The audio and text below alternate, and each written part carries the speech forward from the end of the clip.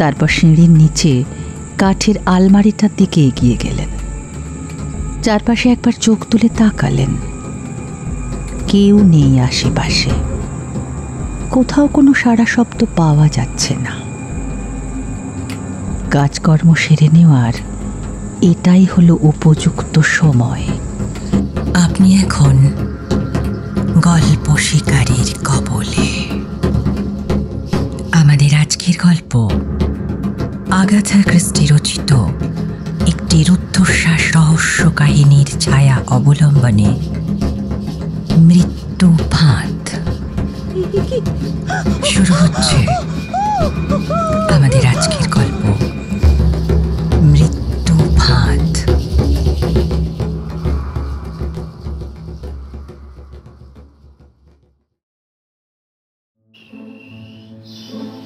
হিমেল হাওয়া হাড় কাঁপিয়ে দিচ্ছে। চারিদিকে নেমে এসেছে সন্ধ্যার আঁধার। আকাশের বুকে ভেসে বেড়াচ্ছে পেঁচা পেঁচা বরফ। চারিদিকে অন্ধকার ঘন হয়ে উঠেছে। হঠাৎ দেখা গেল কালো ওভারকোট পরা একজন লোককে। মাফলারটা গলার ওপর দিয়ে ঢাকা, চোখের কোণ পর্যন্ত টানা কালো টুপি। কার্লোভার স্ট্রিট ধরে পায়ে পায়ে এগিয়ে এসে লোকটি ৭৪ নম্বর বাড়ির সামনে এসে দাঁড়ালো। এই সময়ে কলিং বেলটা বাজলো, আর পারি না বাপু। কাকে চাই? মিসেস লিয়ান। এই সিঁড়িটা দেখছেন, সোজা উঠে যান, ৩ তলায় পাবেন ওনাকে। আগন্তুক মিসেস ক্যাসির কথার উত্তর না দিয়ে ওপরে উঠে গেল।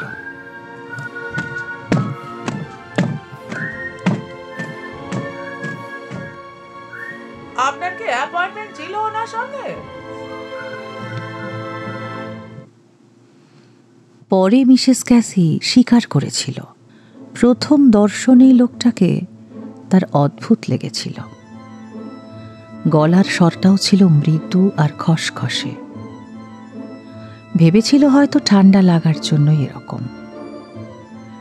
বেশ কিছুক্ষণ পর লোকটা সিঁড়ি দিয়ে নেমে আসে, তারপর শীষ দিতে দিতে বেরিয়ে যায়। সেই একই পরিচিত সুর, 3 ব্লাইন্ড মাইস।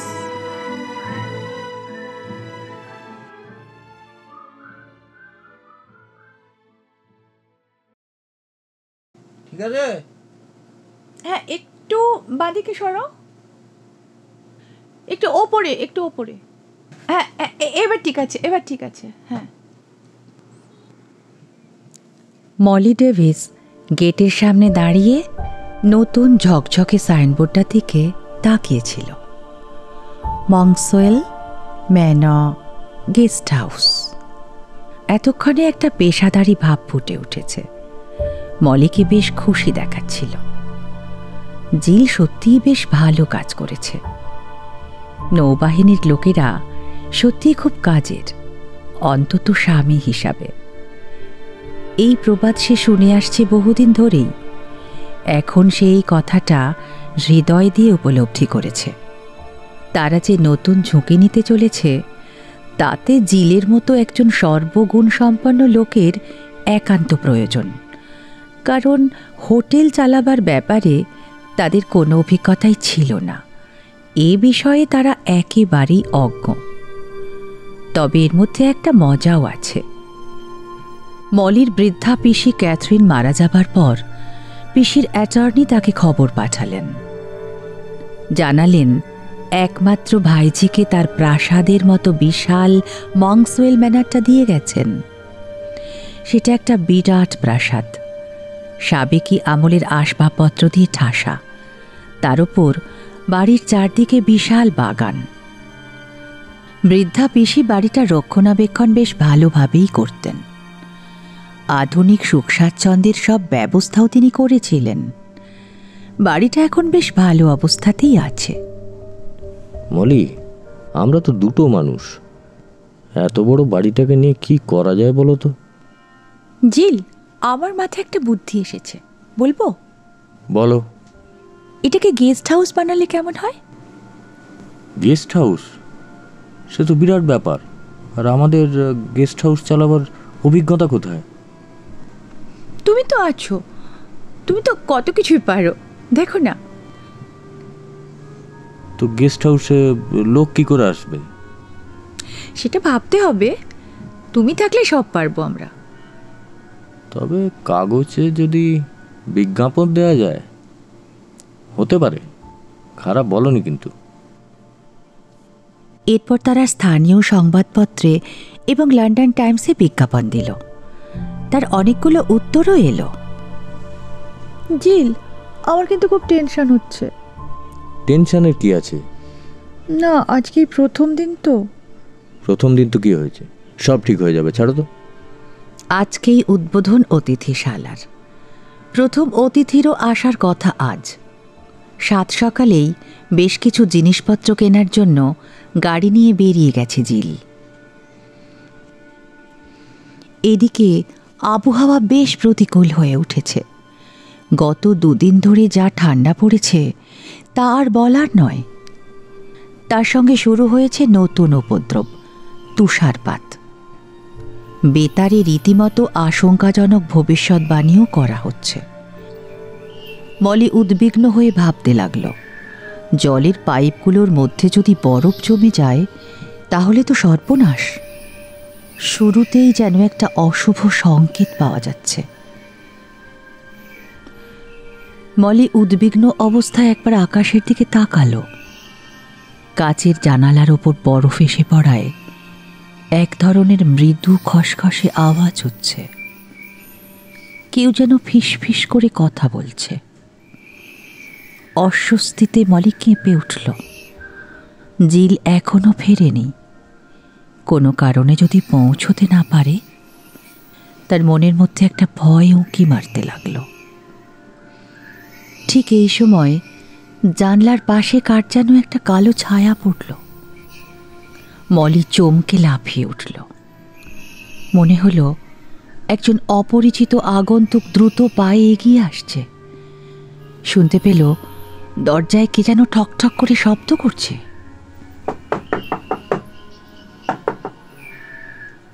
সে দেখল অপরিচিত আগন্তুক দরজার সামনে দাঁড়িয়ে বর্ষাতির ওপর থেকে বরফের কুচিগুলো ঝেড়ে ফেলছে।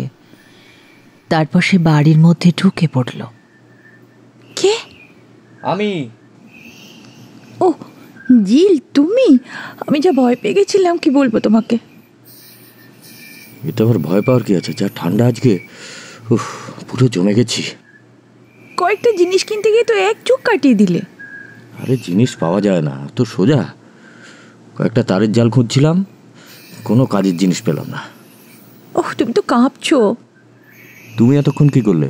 আমাদের গেস্টরা আসেননি?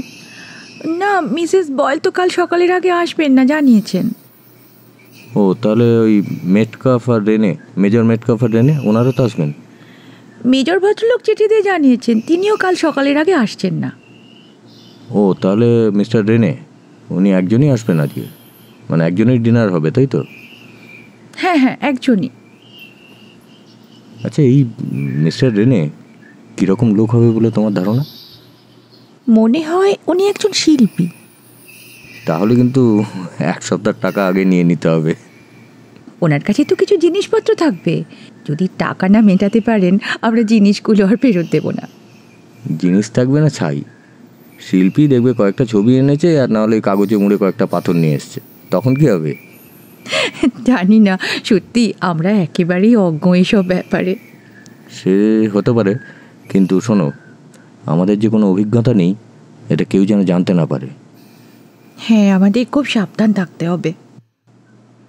মলি টেবিলের ওপর পরিষ্কার কাগজ পেতে কতগুলো মশলা দেওয়া ছানার কেক সাজিয়ে রাখল। তারপর একটা পাথরের সাহায্যে সেগুলো পিষতে লাগল।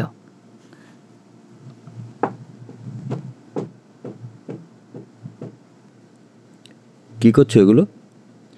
ওই কালকের ব্রেকফাস্টের জন্য। তুমি তো দেখছি পাক্কা রাঁধুনি হয়ে উঠেছো। আচ্ছা শোনো, আমাদের ওই খাবারের স্টক আছে তো?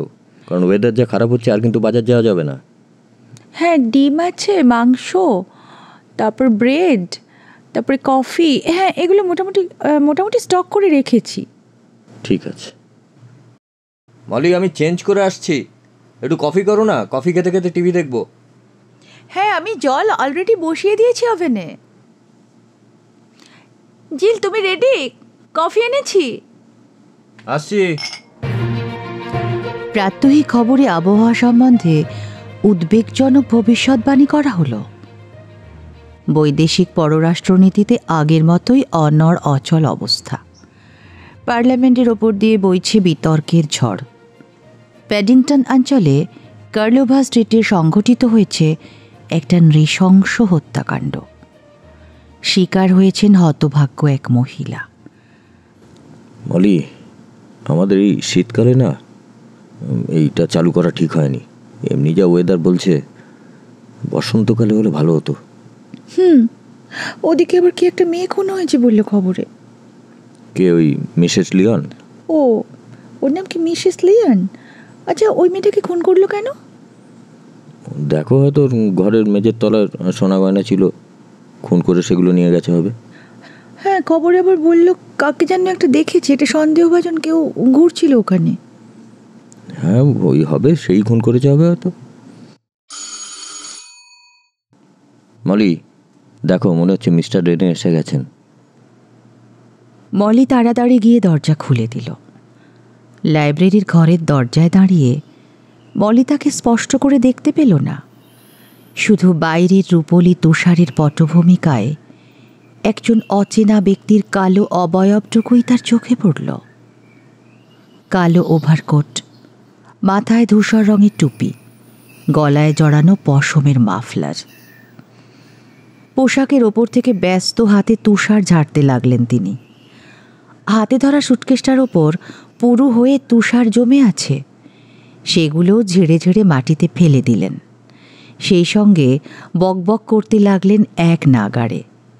তার গলার স্বর কিছুটা সরু ও তীক্ষ্ণ। দেখা গেল ভদ্রলোক একজন যুবক। রোদে পোড়া তামাটে চুল, ছোট ছোট চোখে জলজলে অশান্ত দৃষ্টি। উফ, ভাবা যায় না কি বাজে আবহাওয়া। ভাবরে ভাব, যেন ডিকেন্সের বিখ্যাত ক্রিসমাসের বর্ণনাকেও ঝাঁপিয়ে গেছে। বাইরে দাঁড়িয়ে থাকাই মুশকিল। কি কষ্ট করে যে এলাম এখানে, উফ, কি আর বলবো। আচ্ছা আচ্ছা, আপনি কি মিসেস ডেভিস? হ্যাঁ। আমি কিন্তু আপনাকে অন্যরকম কল্পনা করেছিলাম। আমি তো ভেবেছিলাম ভারত থেকে সেনাবাহিনীর কোনো বিধবা স্ত্রী বা বয়স্ক কোনো রাজবাড়ি জাদ্রেল মহিলা আপনি। কিন্তু আপনাকে দেখে আমার খুব ভালো লেগেছে। আর পরিবেশটা তো যাকে বলা যায় একেবারে স্বর্গীয় পরিবেশ। পুরনো একটা প্রাচীন বাড়ি, এত বড় ব্যাপার। আচ্ছা, আপনাদের ঘরে নিশ্চয়ই মেহগনি কাঠের পালঙ্ক আছে, আর তাতে নানা রকম ফুল লতাপাতার ছবি এসবও আছে। হ্যাঁ, অতিথিদের জন্য আমাদের ওরকমই খাটই আছে। বলছি মিস্টার, আপনার সুটকেসটা আমি উপরে নিয়ে যাচ্ছি, আর সিঁড়ি দিয়ে উঠে পশ্চিম দিকের ঘরটা আপনার। আপনাদের খাটে নিশ্চয়ই মশারি দেওয়া আছে, আর তাতে নানা রকম নকশা করা আছে। না মিস্টার, ওরকম কিছু মশারি নেই আমাদের। ম্যাডাম, আপনার স্বামী আমাকে ভালো নজরে দেখছেন বলে মনে হচ্ছে না। উনি কি করতেন? উনি কি নৌবাহিনীর লোক? হ্যাঁ, উনি নৌবাহিনীতেই ছিলেন। ঠিকই ধরেছি। স্থলবাহিনী বা বিমান বাহিনী হলে তাদের সহনশীলতা একটু বেশি হয়। আপনি কি মিস্টার রেনে? কি আশ্চর্য, আমার তো নিজের পরিচয়টাই দেওয়া হয়নি। ছি ছি ছি। হ্যাঁ, আমার নাম ক্রিস্টোফার রেনে। নামটা শুনে কিন্তু আসবেন না। আসলে আমার মা বাবা একটু রোম্যান্টিক ধাঁচে ছিলেন তো, তাই ওনাদের স্বপ্ন ছিল আমি একজন শিল্পী হব। সেই জন্যই হয়তো বিশ্ববিখ্যাত স্থপতির নামে আমার এই নামটা রেখেছিলেন। আপনি সত্যি বুঝি স্থপতি? হ্যাঁ, মানে স্থপতি। চলুন এবার ওপরে গিয়ে ঘরটা দেখে নিন। মিনিট কয়েক বাদে মলি যখন নিচে নেমে এলো, জিল তাকে প্রশ্ন করল, ভদ্রলোকের ঘর পছন্দ হয়েছে? হ্যাঁ, সে পছন্দ হয়েছে, কিন্তু ওই ফুলের নকশা করা মশারি খুঁজছিলেন, তাই বাধ্য হয়ে পাশের ঘরটা দিলাম। যত সব চ্যাংড়া ছেলের দল। জিল, এরকম বললে হবে না। উনি তো আমাদের অতিথি, আর এটা আমাদের ব্যবসা। হ্যাঁ ঠিক আছে ঠিক আছে। একটু পরে ক্রিস্টোফারের নিচে নেমে লাইব্রেরি ঘরের দিকে এগিয়ে গেলেন। এই লাইব্রেরি ঘরটা নিয়ে একটা গর্ব আছে মলির। ঘরটা বেশ প্রশস্ত এবং খোলামেলা, চেয়ারগুলোও বেশ মজবুত আর বড় সড়ো, দুধারে চুল্লির ব্যবস্থাটাও মনোরম। মিস্টার রেন, 8 ঘন্টা পরে আপনাকে ডিনার সার্ভ করব। মিসেস ডেভিস, আমি একটু কিচেনে আপনাকে হেল্প করতে পারি। আমি কিন্তু ভালো অমলেটও বানাতে পারি। না না, দরকার নেই। আরে চলুন চলুন, আপনাকে একটু সাহায্য করি। মিস্টার রেনে রান্নাঘরে ঢুকে অনেক কাজেই মলিকে সাহায্য করলেন। ব্যাপারটা ঠিক প্রথাসিদ্ধ হলো না। মলির মনটা অপ্রসন্ন হয়ে উঠল। জিলও এ ব্যাপারে একটু ক্ষুব্ধ হলো। তবে আগামীকাল অন্যান্য অতিথিরা উপস্থিত হবার পর তখন আর এরকম বেনিয়মের সুযোগ থাকবে না। সব কিছু নির্দিষ্ট আইন ধরেই চলবে। এই কথা ভাবতে ভাবতেই মলির 2 চোখে ঘুম নেমে এলো। পরদিন সকালে সূর্যের মুখ দেখা গেল না। ঘন মেঘে আচ্ছন্ন হয়ে রইল সারা আকাশ। তার সঙ্গে শুরু হলো অবিশ্রান্ত তুষারপাত। জিলের মুখ চোখ গম্ভীর হয়ে উঠল। সমস্ত আবহাওয়াটাই যেন তাদের এক ভয়াবহ প্রতিকূল পরিস্থিতির দিকে ঠেলে নিয়ে যাচ্ছে। একটু পরে স্থানীয় ট্যাক্সিতে চেপে মিসেস বয়েল হাজির হলেন। মিসেস বয়েলের চেহারা বেশ লম্বা চওড়া, দশাসই ধরনের, কণ্ঠস্বরও বেশ চড়া আর কর্কশ। তার আচার আচরণ পুরুষালী ঢঙের, রীতিমতো দাপটের সঙ্গে আশপাশের সব কিছুকে দাবিয়ে রাখাই যেন তার সহজাত অভ্যাস। তিনি বললেন, এটা একটা অতিথিশালা? হাহ, আমি তো ভাবতেই পারিনি। আগে জানলে আমি কখনোই এখানে আসতাম না। আপনার যদি এখানে থাকতে পছন্দ না হয় তাহলে আপনি অন্য কোথাও চলে যেতেই পারেন। সে আর আপনাকে বলতে হবে না। পছন্দ না হলে থাকবো কেন? হোটেলের কি আর অভাব আছে নাকি? আর এখনও আবহাওয়া খুব খারাপ হয়নি। আপনি যদি বলেন তো আপনার জন্য আমি ট্যাক্সি বুক করে দিতে পারি। মিসেস বয়েল জিলের দিকে এক ঝলক ক্রুদ্ধ দৃষ্টি নিক্ষেপ করলেন। এখানকার রীতিনীতি না বুঝে আমি অবশ্য অন্য কোথাও যাচ্ছি না, এটা জেনে রাখুন। আর শুনুন, স্নান ঘরে আমার জন্য একটা বড় তোয়ালের ব্যবস্থা করবেন। ওই ছোট রুমালের মতো তোয়ালে দিয়ে আমি গা মুছতে অভ্যস্ত নই। মিসেস বয়েল, আপনার জন্য সব ব্যবস্থাই করা আছে, আসুন। মিসেস বয়েল তার ঘরের দিকে পা বাড়ালেন। জিল মলির দিকে তাকিয়ে চোখ মটকাল। মিসেস বয়েলকে মলি তার ঘরে পৌঁছে দিয়ে একটু পরেই ফিরে এলো। আচ্ছা, দজ্জাল মহিলা, কি বলো? ওহ জিল, তুমি না সত্যি অদ্ভুত। কিরম কেসটা ট্যাকল করলাম বলো? সত্যি যেভাবে তুমি বললে না, মহিলার মুখে আর কথাটি নেই, একেবারে ফাটা বেলুনের মতো চুপসে গিয়েছে। না, কিন্তু দেখবে এই যে মিস্টার রেনে আছে, একে নিয়ে কিন্তু সমস্যা হবে ওনার। তাই তো মনে হচ্ছে। জিলের ধারণা যে কত অভ্রান্ত সেদিন বিকেলেই তার প্রমাণ পাওয়া গেল। ভদ্রমহিলা মলিকে রেনের বিরুদ্ধে রীতিমতো অভিযোগ জানালেন। বিকেলবেলায় রুটি বিক্রেতা যখন রুটি দিতে এলো তখন তার চেহারা দেখে মনে হলো সে যেন কোনো মেরু অভিযাত্রী। আগামী 2-4 দিন তার পক্ষে আসা হয়তো আর সম্ভব হবে না, সে কথাও সে জানিয়ে গেল। রাস্তাঘাটের যা অবস্থা, একটু বেশি করে রুটি তুলে নিন, আর কিন্তু আসতে পারবো না। রাস্তা বন্ধই হয়ে যাবে মনে হচ্ছে। হ্যাঁ, আমাকে একটু বেশি করে পাউরুটি দিয়ে দাও, যা আছে মোটামুটি তোমার কাছে দেখি। হ্যাঁ হ্যাঁ হ্যাঁ। রুটিওয়ালা সেদিন দৈনিক খবরের কাগজটাও সঙ্গে করে নিয়ে এসেছিল। কাগজটা সে টেবিলের ওপর রেখে দিয়ে চলে গেল। মলি কাগজটা হাতে তুলে নিল। প্রথম পাতাতেই বড় হেডিং ও ছবিসহ ছাপা হয়েছে মিসেস লিয়নের নৃশংস হত্যাকাণ্ডের খবর। ছবিটা স্পষ্ট দেখা যাচ্ছিল না। মলি ছবিটার দিকে এক দৃষ্টিতে তাকিয়েছিল। সেই সময় ক্রিস্টোফার রেনে পেছন থেকে বলে উঠলেন, ছবি দেখে মেয়েটিকে তো একটি নিম্ন শ্রেণীর মনে হচ্ছে। ভাবুন তো, এই মহিলাকে যখন কেউ গলা টিপে হত্যা করছিল, হত্যাকারীর মনে কী ধরনের ফিলিংস হচ্ছিল। বিরক্তি সহকারে নাক কুঁচকিয়ে মিসেস বয়েল বললেন, মেয়েটাকে দেখে তো মোটেই ভালো বলে মনে হচ্ছে না। সে তো মনে হয় তার যোগ্য শাস্তি পেয়েছে। ক্রিস্টোফার রেনে তার সাদা হাত দুটো সামনে মেলে ধরে বললেন, মিসেস বয়েল, ধরুন কেউ যদি আপনাকে এইভাবে গলা টিপে হত্যা করতে আসে, তখন আপনার কীরকম লাগবে? মিস্টার রেনে, আপনি তো দেখছি খুবই একটা... মিসেস বয়েল, আমি বরং কাগজটা পড়ছি, একটু শুনুন। এই হত্যাকাণ্ডের ব্যাপারে জিজ্ঞাসাবাদ করার জন্য পুলিশ কর্তৃপক্ষ যে ব্যক্তি সন্ধান করছে, তার গায়ে কালো ওভারকোট, মাথায় একটা টুপি, উচ্চতা মাঝারি, গলায় পশমের মাফলার জড়ানো। এটা তো খুবই একটা সাধারণ বর্ণনা। এরকম অনেক লোকই পাওয়া যাবে। হ্যাঁ, তা অবশ্য ঠিকই বলেছেন।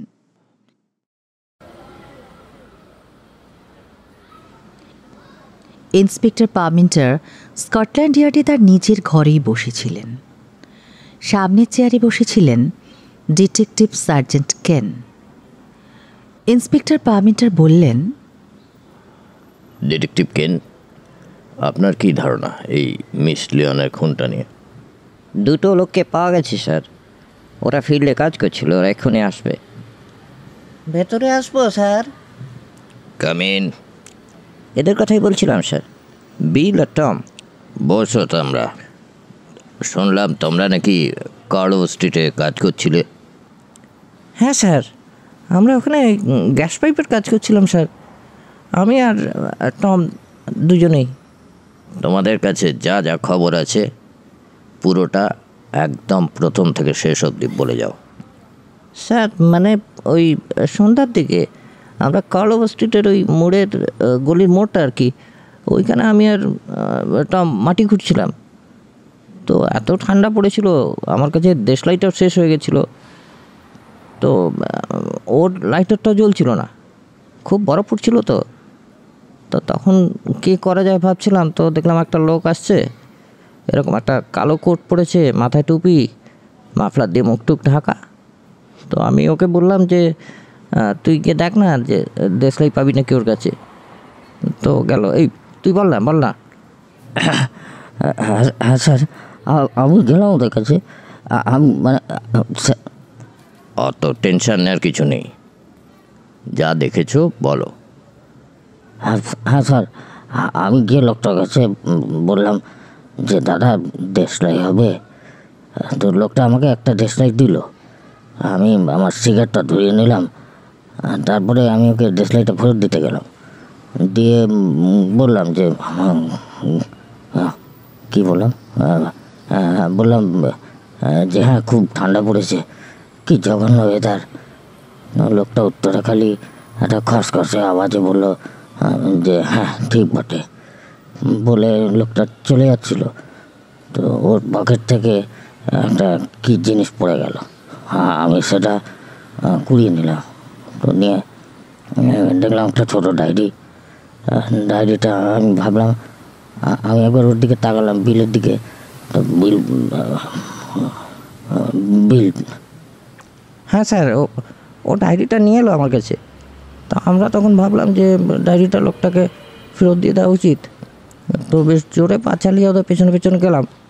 গিয়ে দেখলাম মাঘ ঘুরি লোকটা প্রায় দৌড়ে হাওয়া হয়ে গেল। তো কী করবো স্যার? তো তখন ডায়েরিটা উল্টে প্রথম পাতা দেখলাম এই অ্যাড্রেসটা লেখা আছে 74 কার্লো স্ট্রিট। তো ভাবলাম ওইখানেই হয়তো লোকটার বাড়ি বা কিছু হবে। তো আমরা জল খাবো স্যার? হ্যাঁ, এই নাও।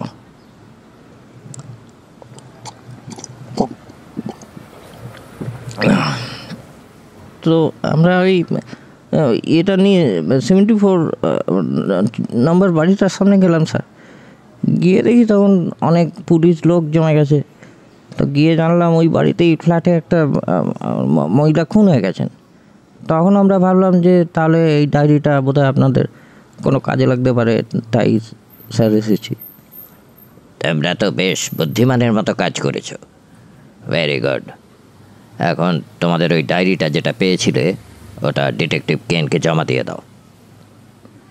ডিটেকটিভ সার্জেন্ট কেন খুঁটিয়ে খুঁটিয়ে দুজনকে আরও কিছু প্রশ্ন করলেন, কিন্তু আগন্তুক লোকটি সম্বন্ধে বেশি কিছু জানা গেল না। গৃহকর্ত্রী মিসেস ক্যাসি যে বর্ণনা দিয়েছিলেন এরাও তার পুনরাবৃত্তি করল।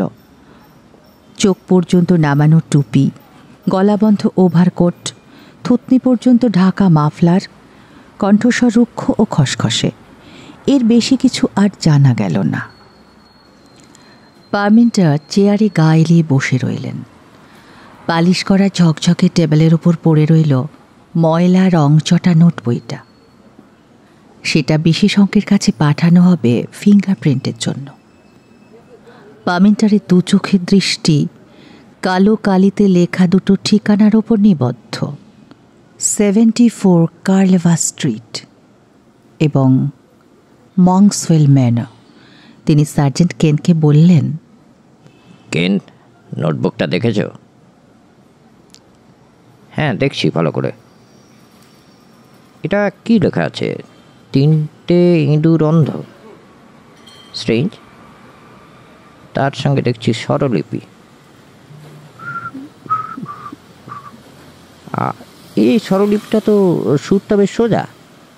তোমাকে সুর মেলাতে হবে না, নোটবুকটা চেক করো। 3টে ইঁদুর অন্ধ, একটা ঘরে বন্ধ। পাগলের খেয়াল। পাগল বলছো? এই কাগজটা মৃতদেহের সঙ্গে পাওয়া গেছে, দেখো।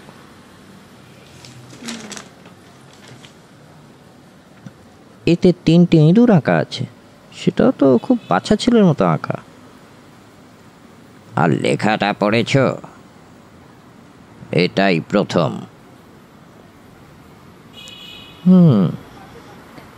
গেন, এই খুনটা কিন্তু ঠান্ডা মাথায় ভেবে চিন্তে করা। বাই দ্য ওয়ে, ইংল্যান্ডে মংসওয়েল ম্যানর নামে কতগুলো বাড়ি হতে পারে বলে তোমার ধারণা? মংসওয়েল ম্যানর? মংসওয়েল ম্যানর নামে আমি যেন নামটা শুনেছি কোথায়। News paper. আমাকে 1 মিনিট সময় দিন স্যার। এক মুহূর্ত পর কেন ফিরে এলেন মুখে জয়ের হাসি নিয়ে। তার হাতে একটা খবরের কাগজ, সেটা তিনি পারমিন্টারের দিকে এগিয়ে দিলেন। এই পাতাটা নিচের অ্যাডভার্টাইজটা পড়ে দেখুন। মংসওয়েল ম্যানর গেস্ট হাউস, বার্কশায়ার। ওকে, আচ্ছা কেন, তুমি ওই মহিলার যে ডিটেলটা বের করেছিলে, পাস্ট হিস্ট্রি, ওইটার ফাইলটা একটু আমায় দাও তো।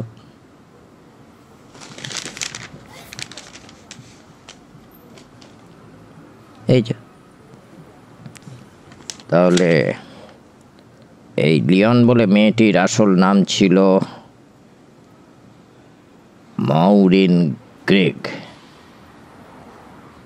2 মাস আগে জেল থেকে ছাড়া পেয়েছে। ওকে, তারপরে মেয়েটা উঠল 74 নম্বর কার্লেভা স্ট্রিটে, নাম বদলে করলো মাউরিন লিওন। মদ খেত, 2-4 জন পুরুষ অতিথি আসত। খুনের সময় একটি ভদ্রলোক আসেন, তার কাজের লোক দরজা খুলে দেয়, সবই ঠিক আছে। তারপর সেই লোকটি নিঃশব্দে বেরিয়ে যায়। তারপর কাজের লোক মিসেস লিওনের জন্য চা নিয়ে যান, তখন দেখেন কে গলা টিপে মেরে রেখে গেছে। এই যে ইনফরমেশনগুলো তুমি কালেক্ট করেছো, এগুলো সব ঠিকঠাক তো? কোনো গন্ডগোল নেই তো? না স্যার, একদম পারফেক্ট। আমি 2 বার চেক করে নিয়েছি। কেন, তাহলে আমাদের হাতে একটাই ক্লু রয়েছে, মংসওয়েল ম্যানর স্যার। তার মানে আপনি কি বলছেন তুমি যা ভাবছো আমিও তাই ভাবছি। তুমি এক কাজ করো, বার্কশায়ারের পুলিশ স্টেশনে ফোন করো তো, ওর ওসিকে আমার সঙ্গে কথা বলতে বলো। মেজর মেটক্যাফের আগমনের সঙ্গে সঙ্গে মংসওয়েল ম্যানার একটা রীতিমতো হোটেলে পরিণত হলো। কাজকর্ম চলতে লাগলো সেইভাবে। তিনি মিসেস বয়েলের মতো উগ্রচণ্ডী স্বভাবের নন, আর ক্রিস্টোফার রেনের মতো অস্থির প্রকৃতিও নন। তিনি শক্ত সমর্থ চেহারার একজন মাঝবয়সী সুপুরুষ মানুষ, চালচলনে মিলিটারি ভঙ্গি। চাকরি জীবনের অধিকাংশ সময়টাই ভারতবর্ষে কাটিয়েছেন। তার জন্য নির্দিষ্ট ঘর এবং আসবাবপত্র দেখে তিনি বেশ সন্তুষ্ট হলেন। সারা দিনটা মলি এবং জিলের অত্যন্ত ব্যস্ততার মধ্যে কেটে গেল। লাঞ্চ এবং ডিনার তৈরি করা, পরিবেশন করা, কাপ ডিশ ধোয়া ইত্যাদি সমস্ত কাজ সেরে মলি এবং জিল যখন রাতে শুতে এলো, তখন তারা রীতিমতো ক্লান্ত, কিন্তু দুজনের চোখে তখন ফুটে উঠেছিল সাফল্যের দীপ্তি। বিজয় গর্বে তাদের বুক ফুলে উঠেছিল। কিন্তু উষ্ণ শয্যার মদির আরাম তাদের বেশিক্ষণ জুটল না কপালে। 2টো বাজতে না বাজতেই কলিং বেলের মর্মভেদী আর্তনাদে উঠে পড়তে হলো বিছানা ছেড়ে। জিল বিরক্তির সুরে বলল, এত রাত্রে কি বলবে বলতো? প্লিজ জিল, তুমি একটু দেখবে। আসছি। মলি সদর দরজা খোলার শব্দ পেল। মৃদু কণ্ঠের আওয়াজও তার কানে ভেসে এলো। সে আর ধৈর্য রাখতে পারল না। আস্তে আস্তে বিছানা ছেড়ে সিঁড়ির উপর দাঁড়িয়ে উঁকি মারার চেষ্টা করল। জিল একজন অপরিচিত দাড়িওয়ালা ভদ্রলোককে গায়ের ওভারকোট খুলতে সাহায্য করছে।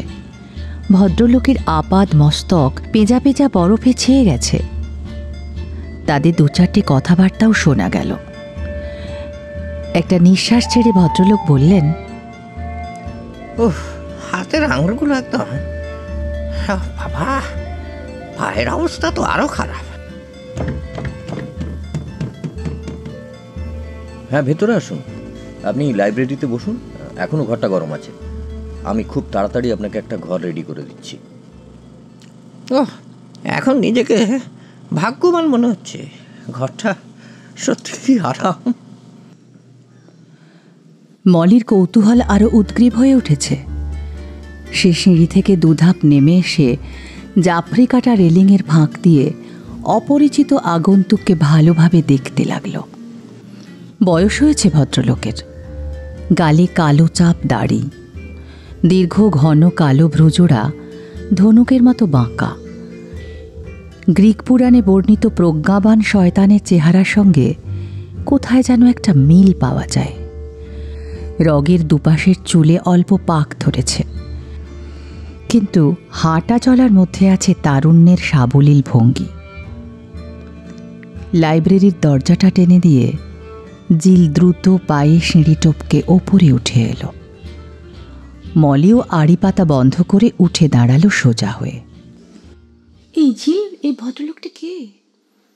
আরে, এই রাস্তা দিয়ে যাচ্ছিলেন, বরফে গাড়ি আটকে গেছে তো গাড়ি থেকে নেমে কোনো রকমে অন্ধকারে হাতড়ে হাতড়ে ঘুরছিলেন। আমাদের এই সাইনবোর্ডটা চোখে পড়েছে, তারপরে এসে গেছেন। কোথাও কোনো গন্ডগোল নেই তো? গন্ডগোলের কি আছে? এই রাত্রিবেলা কি বরফের ঝড়ের মধ্যে চোর ঘুরে বেড়াবে? মানে আমি বলছি, একজন বিদেশি বলে মনে হলো। সে বিদেশি হতে পারেন, কিন্তু ভদ্রলোকের মানিব্যাগটা মাঝে মধ্যেই বার করছিলেন, কড়কড়ে নোটে ঠাসা। আচ্ছা শোনো, এই সবুজ ডিস্টেম্পাতিয়া ঘরটাই কি ওনাকে দেবে? হ্যাঁ, ওটা তো সব রেডি করা আছে, শুধু বিছানার চাদর পেতে দিলেই তো হবে। আর ওনাকে না 2টো ওই পাজামাও দিয়ে দিতে হবে, আমার আছে না ওই, কারণ ওনার ওই গাড়ির জানলা দিয়ে বেরিয়েছেন, দরজাই খুলতে পারেননি বরফে, আর ব্যাগটা ভেতরে পড়ে আছে বললেন। ও আচ্ছা আচ্ছা, ঠিক আছে। শোনো, আমি তাহলে যাচ্ছি। ঠিক আছে, তুমি যাও। জিল, তুমি একটু আসবে, একটু হেল্প করবে? হ্যাঁ, এই যে তুমি চাদরে ওই দিকটা ধরো। একটা জিনিস ভেবেছো, এই যা বরফ পড়ছে কিন্তু রাস্তাঘাট সব বন্ধ হয়ে যাবে, আর তো বাড়ি থেকে মনে হয় বেরোনোও যাবে না। তবে যাই বলো, এটা রোমাঞ্চকর ব্যাপার হবে কিন্তু। রোমাঞ্চকর? আমি তো ভাবছি খাবার দাবারের কি হবে, ব্রেড ছাড়া তো কিছুই নেই। তুমি যা রাঁধুনিও ঠিক কিছু না কিছু করে ফেলবে, আমি জানি। মাংস মাংস মাংস কোথায় পাবো? দেখো, এই 3-4 দিন ব্রেড আর মাংস ভুলে যাও, কেউ আসতে পারবে বলে আমার মনে হয় না। তাহলে তাহলে আর উপায় কি, ওই মাঝে মধ্যে রেডিও শুনতে হবে, ওয়েদার ফোরকাস্ট দেখতে হবে, আর টেলিফোনটা এখন তো ঠিক আছে, কতক্ষণ টিকবে কে জানে। যাই হোক, আমাদের জেনারেটরটা আছে। ওইটি একমাত্র ভরসা, তাও একবার চেক করে নিতে হবে জানো। এই শোনো না, রুমটা তো রেডি করে ফেলেছি মোটামুটি, দেখো। এবার কি ডাকবে ওই ভদ্রলোককে, কি যেন নাম? প্যারাভিসিনি। ঠিক আছে, তুমি যাও, আমি দেখছি। জিলের আশঙ্কা যে ভুল নয় তার প্রমাণ পাওয়া গেল। রাস্তার ওপর 5 ফুট বরফ জমে গেল। তুষারপাত থামার কোনো লক্ষণই নেই। সমস্ত পৃথিবীটাই এখন সাদা চাদরে ঢাকা, তার মধ্যে নিঃশব্দ মৃত্যুর হিমেল বিস্তার।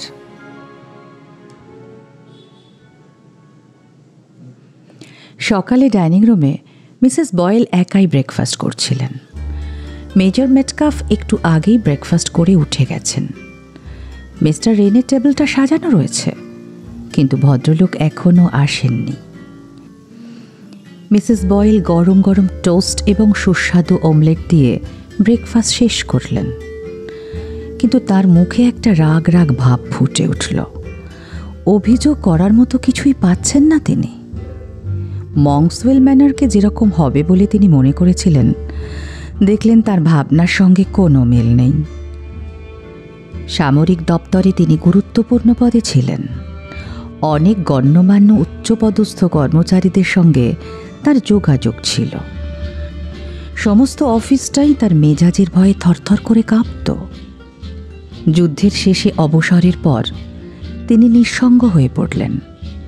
পূর্ব পরিচিত বন্ধুবান্ধবরা কে কোথায় আছেন তা তিনি জানেন না। যুদ্ধের সময় মিলিটারিরা তার বাড়ি দখল করেছিল।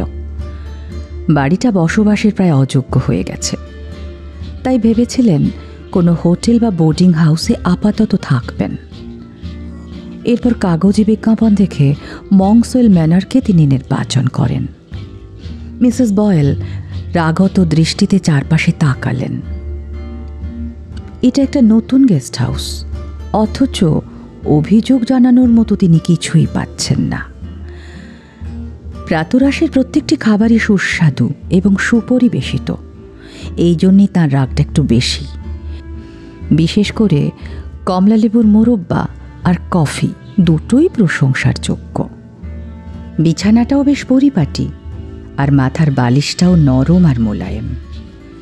মিসেস বয়েল এই ধরনের আরাম আর সুখ স্বাচ্ছন্দ্য পছন্দ করেন, কিন্তু কাজের খুঁত ধরাটাও তার বিলাসের একটা বড় অঙ্গ। সাম্রাজ্ঞীর মতো মহিমান্বিত ভঙ্গিমায় তিনি চেয়ার ছেড়ে উঠে দাঁড়ালেন। তারপর ডাইনিং রুম পেরিয়ে পা বাড়ালেন বারান্দার দিকে। লাল চুল বিশিষ্ট অস্বাভাবিক স্বভাবের যুবকটির সঙ্গে তখনই দেখা হয়ে গেল তার। যুবকটির গলায় ঝুলছে সবুজ রঙের পশমের টাই। মিসেস বয়েল মনে মনে ভাবলেন, বলিহারি, কি পোশাকে ছিরি, একেবারে অদ্ভুত। তিনি উল বোনার সরঞ্জাম নিয়ে লাইব্রেরি ঘরে চুল্লির পাশের গোলাপি চেয়ারটিতে বসার জন্য এগোলেন। সেই সময় কেউ যেন হেসে উঠল। মিসেস বয়েল দেখলেন মিস্টার ক্রিস্টোফার রেনে। এই যে মিসেস বয়েল, গুড মর্নিং। কেমন আছেন? কিরকম আবার থাকবো, যা ওয়েদার। এদিকে তো দেখছি যা চুল্লিটার অবস্থা। মিসেস ডেভিসকে এ বিষয়ে একটু বলা দরকার। এই সময় মেজর মেটকাফ খিড়কির দরজায় বরফ পরিষ্কার করার কাজে জিলকে সাহায্য করছিলেন। এত সকালে উঠে আপনি আমাকে যা পরিশ্রম করে হেল্প করছেন এই বরফ সরাতে, সত্যি কি যে বলবো।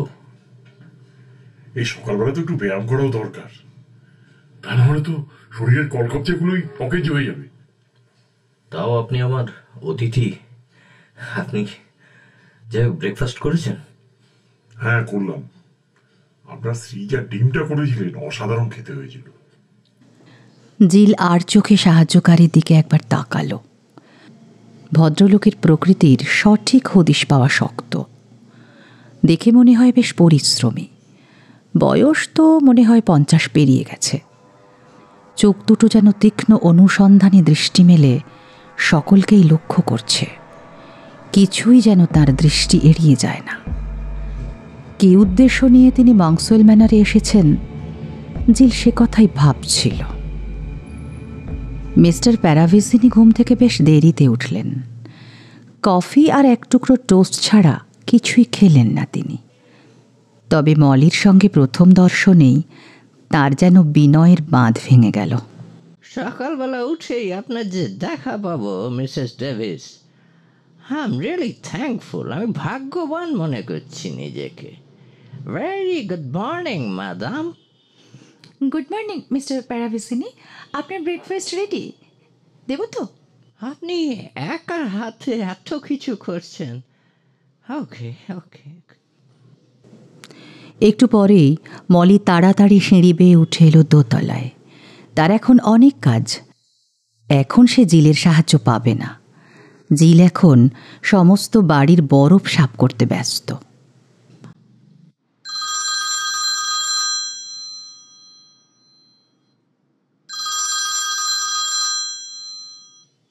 টেলিফোন এই সময়? যাই দেখি। কিন্তু যাই হোক, এর মধ্যে যে টেলিফোনটা ঠিক আছে, এটাই একটা ভরসা। হ্যালো হ্যালো, এটা কি মঙ্কসওয়েল ম্যানার? হ্যাঁ, এটা মঙ্কসওয়েল ম্যানার। আমি কমান্ডার ডেভিসের সঙ্গে কথা বলতে চাইছি। মিস্টার ডেভিস এখন ব্যস্ত। আমি মিসেস ডেভিস, আপনি আমাকে বলতে পারেন। আমি বক্সার পুলিশ সুপারিনটেন্ডেন্ট বলছি, হকবেন। পুলিশ সুপারিন? কেন, কি ব্যাপার? অত কথা তো ফোনে বলা যাবে না ম্যাডাম, তবে কমান্ডার ডেভিসকে বলবেন আমি একজন ইন্সপেক্টরকে পাঠাচ্ছি, ইন্সপেক্টর ট্রেটা। সে আপনাদের ওখানে পৌঁছে যাবে। তার যেন সমস্ত কথা তিনি মেনে চলেন এবং মন দিয়ে শোনেন। কিন্তু আসবেন কি করে? রাস্তাঘাট তো সবই বরফে ঢাকা। ওটা আপনাকে চিন্তা করতে হবে না, ট্রেটার ঠিক পৌঁছে যাবে। ধন্যবাদ। Hello hello hello.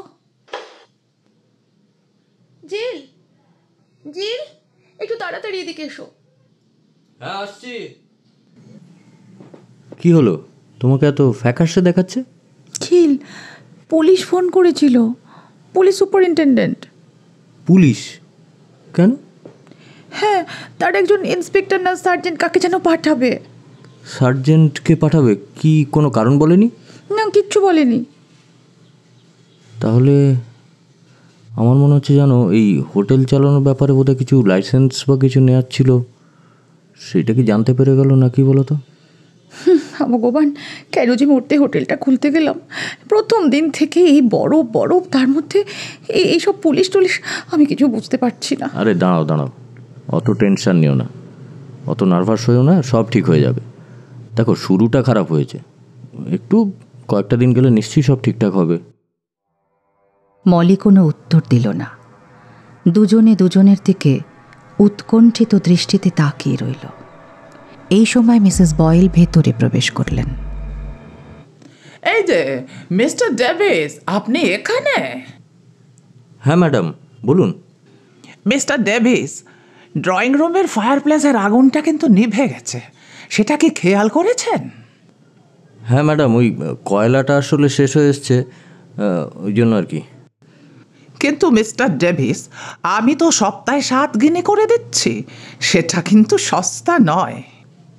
হ্যাঁ ম্যাডাম, আমি এক্ষুনি জ্বালানোর চেষ্টা করছি। মলি, তোমরা কথা বলো, আমি আসছি ম্যাডাম। আচ্ছা মিসেস ডেভিস, ওই যে অদ্ভুত পোশাক আশাক পরে যে ছেলেটি, ওর সম্পর্কে আপনারা খবর নিয়েছেন কিছু? ওকে কিন্তু বেশ সন্দেহজনক বলে আমার মনে হচ্ছে। না, কি আর জানবো, উনি একজন আমাদের অতিথি। মিসেস ডেভিস, আপনাদের বয়স এবং অভিজ্ঞতা কিন্তু খুবই কম। আমার তো মনে হয় এ বিষয়ে আপনাদের একটু চিন্তা ভাবনা করা উচিত। আর ওই যে অদ্ভুত একজন বিদেশি, উনি কখন এলেন? মিস্টার প্যারাভিসিনি, উনি তো প্রায় মাঝরাত্রে এলেন। তাই নাকি? ভারী অদ্ভুত, মাঝ রাতে।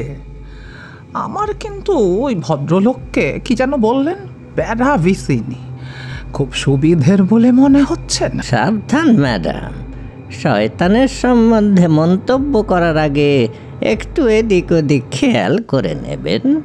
আপনি? চমকে গিয়েছি আমি। আমি নিঃশব্দে চলাফেরা করি ম্যাডাম, আমার পায়ের আওয়াজ কেউ পায় না। তাতে অবশ্য একটা ভালো ব্যাপার হয়, অনেকের আলোচনাই আমি শুনতে পাই, আর আমি যা শুনি তা মনে রাখি। আমি একটু যাচ্ছি, আমার ওদিকে একটু। মিসেস ডেভিস, আপনার এত সুন্দর মুখটা ফ্যাকাশে হয়ে গেছে কেন? আপনাকে খুব বিচলিত লাগছে। এ কথা বলেই ভদ্রলোক হঠাৎ তার একটা হাত নিজের মুঠোর মধ্যে টেনে নিয়ে তালুর উল্টো দিকে মৃদু চুম্বন এঁকে দিলেন। মলি এক পা পিছিয়ে গেল। ভদ্রলোকের দুর্বোধ্য বাঁকা চোখে যেন এক পাশবিক লালসার আভাস দেখা যাচ্ছে। মলি হালকা সুরে জবাব দিল, আসলে সকাল থেকে নানা রকম অশান্তি, তার উপরে এই বড় পড়া তো চলছেই, কি আর বলবো। ঠিকই বলেছেন, বরফই যত নষ্টের গোড়া। তবে আমার একটা প্রশ্ন আছে আপনাকে। আমার দেখে মনে হচ্ছে আপনাদের অতিথিশালা চালানোর খুব একটা অভিজ্ঞতা নেই। হ্যাঁ, সেটা সত্যি, আমাদের অভিজ্ঞতা হয়তো নেই, কিন্তু জানেন আমাদের উৎসাহেরও অন্ত নেই। ভেরি গুড, লেগে থাকলেই হবে। আর দেখুন, আবার রান্না নিশ্চয়ই মন্দ নয়। আপনার রান্না আপনার মতোই সুন্দর। তবে আপনাকে আমি একটা পরামর্শ দিই।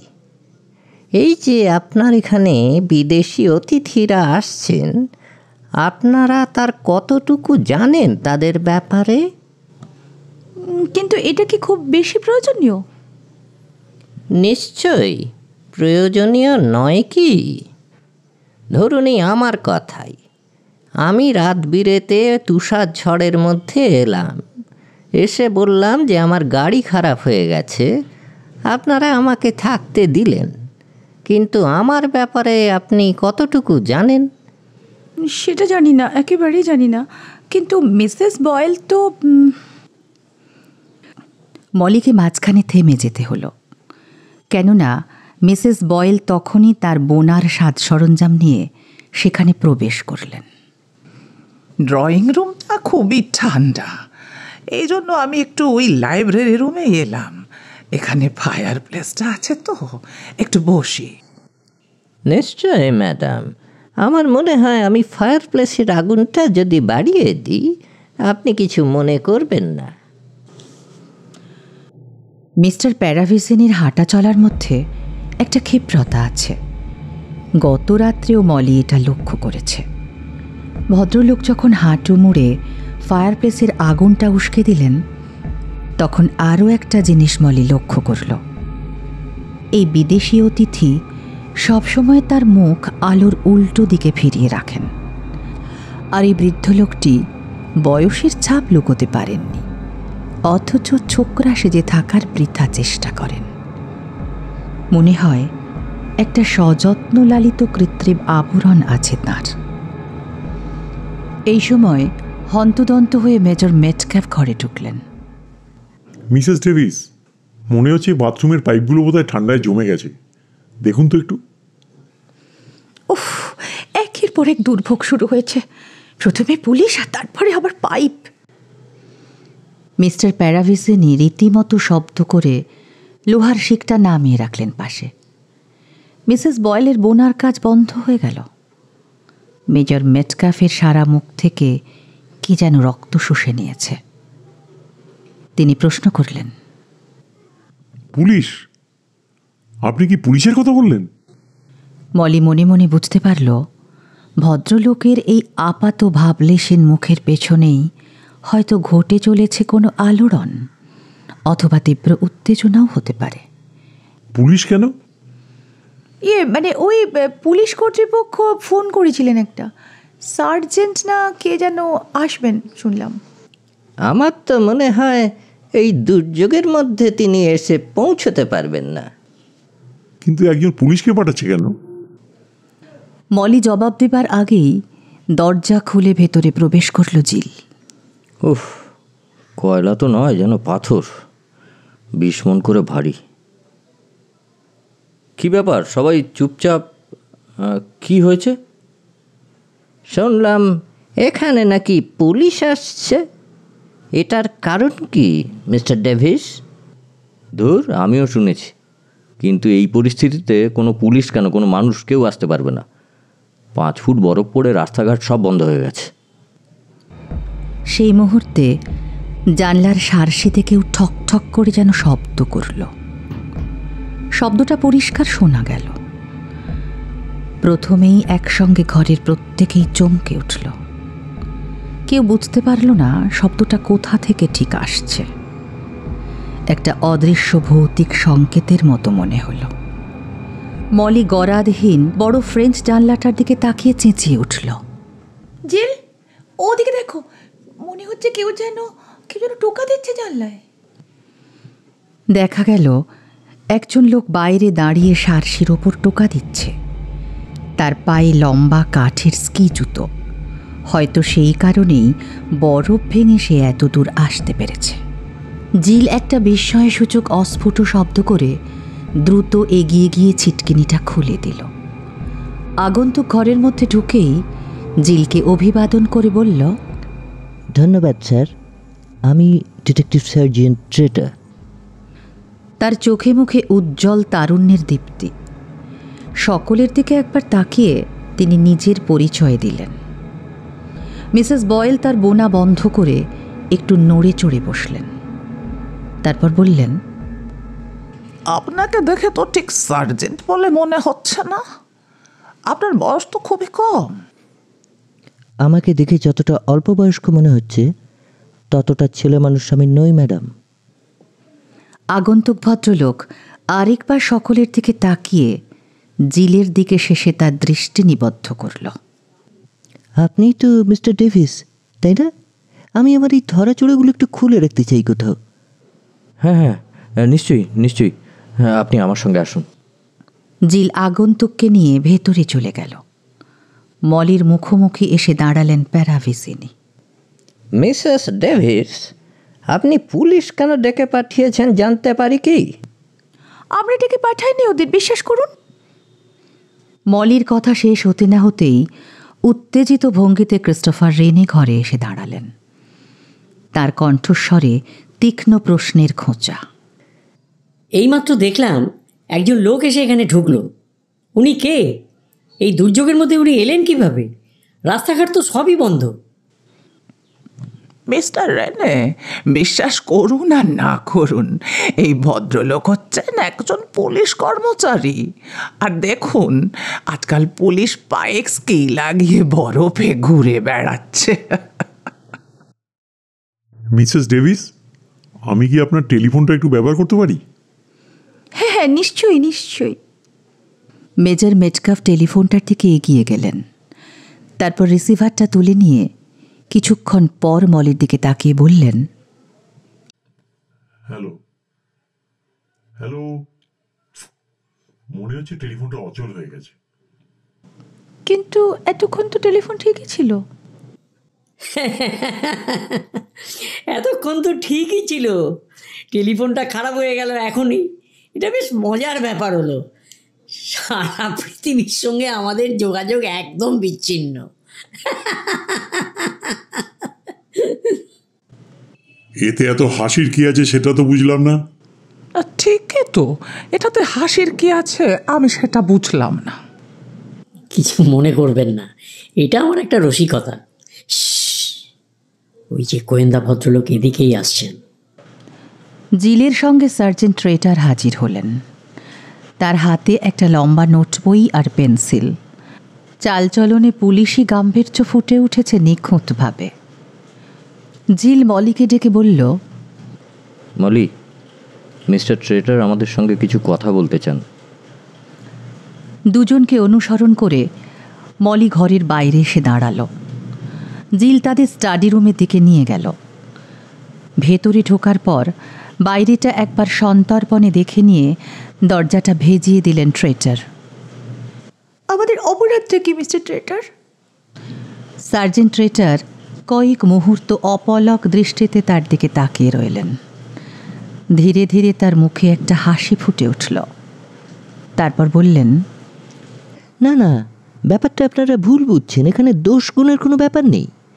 বলতে পারেন এটা একটা পুলিশি তদন্ত। সার্জেন্টের বক্তব্য তাদের বোধগম্য হয়েছে বলে মনে হলো না। দুজনেই অবাক দৃষ্টিতে তাকিয়ে রইল আগন্তুকের দিকে। ট্রেটার আবার বলতে শুরু করলেন, আপনারা নিশ্চয়ই মিসেস লিয়ান বা মৌরিন লিয়ানের নাম শুনেছেন। কিছুদিন আগেই লন্ডনের এক ভাড়া বাড়িতে উনি খুন হয়েছেন। হ্যাঁ, শুনেছি। এই ভদ্রমহিলা কি আপনাদের পরিচিত? না, এরকম তো কোনো কাউকে চিনিও না, কোনো নামও শুনিনি এরকম। আমাদেরও সেই রকম ধারণা। তবে মহিলার আসল নাম ছিল মৌরিন গ্রেগ। ওনার হাজব্যান্ড ছিলেন জন গ্রেগ। আর এখান থেকে কিছুটা দূরেই যে লাংরিজ ফার্মটা রয়েছে, ওটা মিস্টার জনই তৈরি করেছিলেন। আমার মনে হয় এই ফার্মটা আপনারা চেনেন। স্টাডি রুমের ভেতর একটা থমথমে পরিবেশ। কেবল বাইরের উঠোনে বরফ ঝরে পড়ার টুপটাপ শব্দ মাঝে মাঝে এই মৌনতা ভেঙে দিচ্ছিল।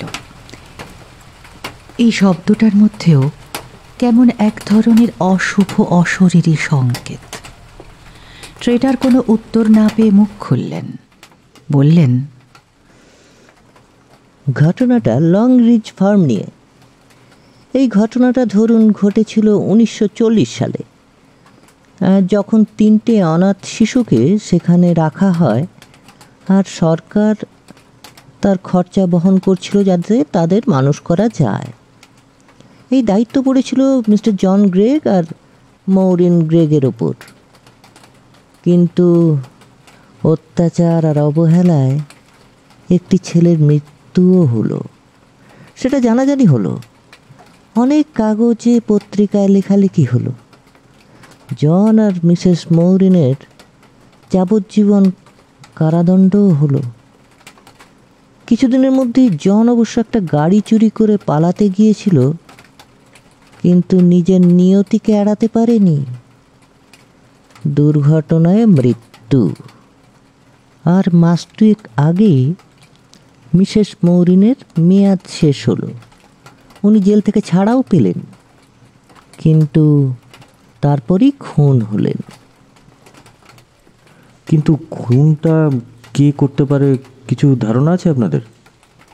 লংরিজ ফার্মের ঘটনাটা নিশ্চয়ই আপনাদের মনে আছে। সে তো 1940 সালের কথা। তখন তো আমার জাহাজে চাকরি, আমি ভূমধ্যসাগরে তখন। ট্রেটার এবার প্রশ্নভরা দৃষ্টিতে মলির দিকে ফিরে তাকালেন। মলি আমতা আমতা করে বলল, 1940 সালে হ্যাঁ, কিছু কথা শুনেছিলাম। কিন্তু আপনি এসব প্রশ্ন আমাদের কেন করছেন? আপনাদের সামনে মস্ত বিপদ। এই মুহূর্তে নিরাপত্তার খুবই প্রয়োজন। বিপদ? কিসের বিপদ? মিসেস মৌরিন যেখানে খুন হয়েছিলেন সেখানে একটা ডায়েরি পাওয়া যায়। সন্দেহ করা হয় ওটা খুনেরই ডায়েরি। সেখানে 2টো অ্যাড্রেস লেখা ছিল। একটা হচ্ছে 74 কার্লোভার স্ট্রিট, অর্থাৎ যেখানে উনি খুন হয়েছেন। আর দ্বিতীয় অ্যাড্রেসটা হলো এই মংসওয়েল ম্যানার। কি বললেন? মংসওয়েল ম্যানার? সেই জন্যই তো মিস্টার হকবেন আমাকে এখানে পাঠিয়েছেন তদন্ত করতে। না, আমাদের সঙ্গে কোনো সম্পর্ক নেই। এটা একটা কাকতালীয় ব্যাপার। সুপারিনটেনডেন্ট হকবেন কিন্তু ব্যাপারটা এত সহজে নিচ্ছেন না। উনি আমাকে পাঠিয়েছেন কারণ আমি স্কি করতে পারি, যাতে আমি বরফের মধ্যে দিয়ে আপনাদের এখানে পৌঁছতে পারি। আর সেটা কিন্তু আপনাদের নিরাপত্তার জন্যেই। নিরাপত্তা মানে আপনি কি বলছেন যে এখানেও কেউ খুন হতে পারে? মিস্টার হকবেন তো তাই মনে করেন। কিন্তু কেন? এক্স্যাক্টলি, সেই কারণটা খোঁজার জন্যই তো আমি এখানে এসেছি। মিস্টার ট্রেটার, আপনি বোধহয় আমাদের সব কিছু খুলে বলছেন না। ঠিকই ধরেছেন মিসেস ডেভিস। আসলে ব্যাপারটা কি, খুনির যে নোট বইটা পাওয়া গিয়েছিল সেখানে একটা ছেলে ভুলোনো ছড়া লাইন ছিল। তাতে লেখা ছিল 3টে ইঁদুর অন্ধ ইত্যাদি। আর যে মহিলা খুন হন তার কাপড়ে পিন দিয়ে একটা কাগজ আটকানো ছিল, সেখানে 3টে ইঁদুরের ছবিও আঁকা ছিল। কিন্তু সব থেকে যেটা গুরুত্বপূর্ণ ব্যাপার, সেখানে একটা কথা লেখা ছিল, সেটা হচ্ছে এই প্রথম। অবশ্য ছবির তলায় 2 লাইন স্বরলিপিও লেখা ছিল, 3টে ইঁদুর অন্ধ, জানলা কপাট বন্ধ, এইরকম আর কি। কি বললেন? 3টে অনাথ শিশু? হ্যাঁ, ঠিকই বলেছেন। তার মধ্যে একটি ছেলের বয়স 15 বছর, মেয়েটি 14 বছর, আর আরেকটি ছেলে 12 বছর। এই 12 বছরের ছেলেটিই মারা গিয়েছিল। আর অন্য দুজনের কি হলো? যতদূর জানা যায় মেয়েটিকে একটি ফ্যামিলি দত্তক নিয়েছিল, আর 15 বছরের ছেলেটা যখন 18 বছর বয়স হলো সে আর্মিতে যোগ দিয়েছিল। তারপরে আর্মি থেকে নিরুদ্দেশ হয়ে যায়। কিন্তু আর্মির ডক্টরের কাছে আমরা জানতে পারি যে ছেলেটির মানসিক অবস্থা ঠিক ছিল না, খানিকটা বিকারগ্রস্তও বলতে পারেন। তার মানে আপনি মনে করছেন ওই ছেলেটাই কি খুন করছে নাকি? সেটা তখনই বলতে পারবো যদি জানতে পারি যে এখানে কারুর সঙ্গে লংরিজ ফার্মের কোনো যোগাযোগ ছিল। যাই হোক, আপনারা তো বলছেন আপনাদের সঙ্গে কোনো যোগাযোগ ছিল না বা নেই। না, আমাদের কোনো যোগাযোগ নেই। এখানে এখন কতজন গেস্ট আছেন? গেস্ট তো আছেন 4 জন। Mrs Boyle, Major Metcalf, Mister Christopher Wren আর মিস্টার প্যারাভিসিনি। আচ্ছা, আর চাকর বাকর কেউ আছেন? না মিস্টার ট্রেটার, আমাদের কোনো কাজের লোক নেই। আমি একদম ভুলে গেছিলাম, আমি কিচেনে একটা কাজ রেখে চলে এসেছিলাম। দ্রুত পায়ে মলি বেরিয়ে গেল স্টাডি রুম থেকে। জিলের দিকে তাকিয়ে ট্রেটার প্রশ্ন করলেন, এই সমস্ত অতিথিদের ব্যাপারে আপনি কতটা জানেন? আমরা সত্যি বলতে কি এদের সম্বন্ধে খুব একটা কিছু জানি না। মিসেস বয়েল উনি বোর্নমাউথের একটা হোটেল থেকে চিঠি পাঠিয়েছিলেন আমাদের এখানে। লিমিংটন থেকে এসেছেন মেজর মেটকাফ, আর ক্রিস্টোফার রেনে উনি এসছেন ক্যানিংস্টান থেকে। কিন্তু এই প্যারাভিসিনি ভদ্রলোক যে এসছেন উনি অদ্ভুতভাবে এলেন। রাত্রিবেলা প্রচুর ঝড় হচ্ছিল, তুষারপাত হচ্ছিল, তো হঠাৎ এসে বললেন যে ওনার গাড়ি খারাপ হয়ে গেছে, উনি থাকতে চান। ওনার ব্যাপারে সত্যি আর কিছু তো জানা হয়নি। তবে আমার মনে হয় প্রত্যেকের কাছে নিশ্চয়ই আইডেন্টিটি প্রুফ বা কিছু তো থাকবে। সেসব ব্যাপার আমি খোঁজ নিয়ে নেব।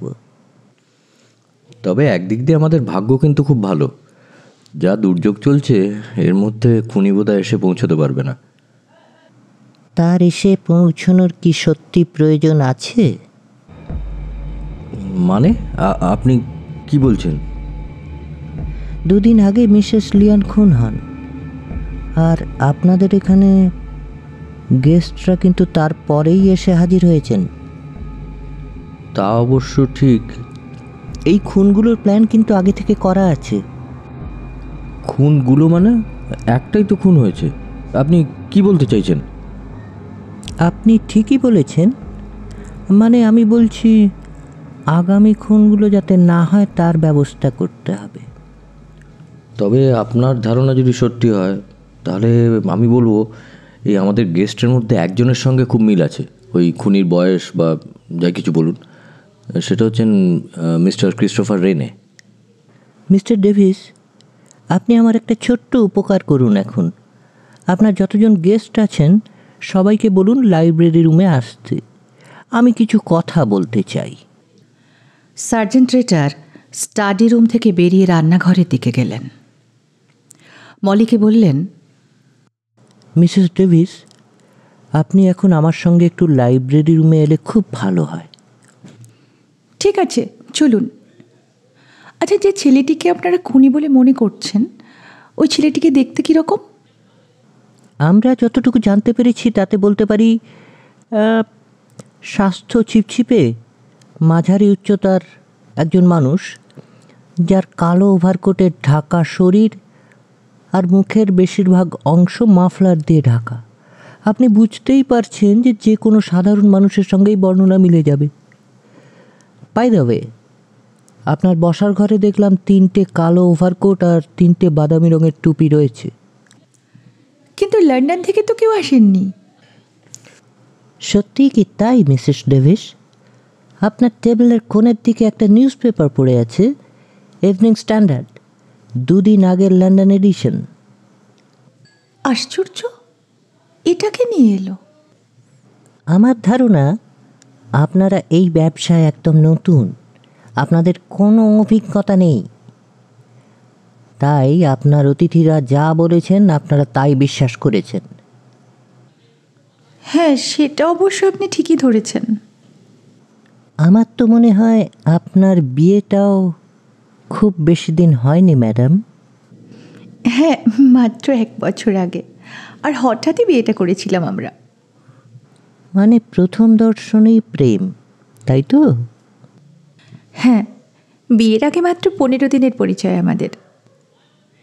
বিয়ের আগের উজ্জ্বল স্মৃতিতে মলির চোখ দুটো যেন আনন্দে নেচে উঠল। মধুর আবেশে তার বুকটা ভরে উঠল।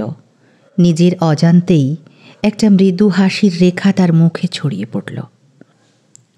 আর আপনার স্বামী নিশ্চয়ই এই অঞ্চলের বাসিন্দা নন? না, ওর বাড়ি লিঙ্কনশায়ারে, আর ছোটবেলাতেই ওর বাবা মা মারা গিয়েছিল। ব্যাস এইটুকুই? আপনার স্বামীর বিষয়ে আর কিছু জানেন না? জিল বলে ছোটবেলাটা ওর খুব খারাপ কেটেছে, আর হয়তো সেই কারণেই ও অনেক কথা এড়িয়ে যেতে চায়, বলতে চায় না। ট্রেটার মলিকে নিয়ে লাইব্রেরি ঘরে প্রবেশ করলেন। সব অতিথিরাই ইতিমধ্যে লাইব্রেরি ঘরে উপস্থিত হয়েছিলেন। ক্রিস্টোফার রেনের তীক্ষ্ণ স্বর শোনা যাচ্ছিল।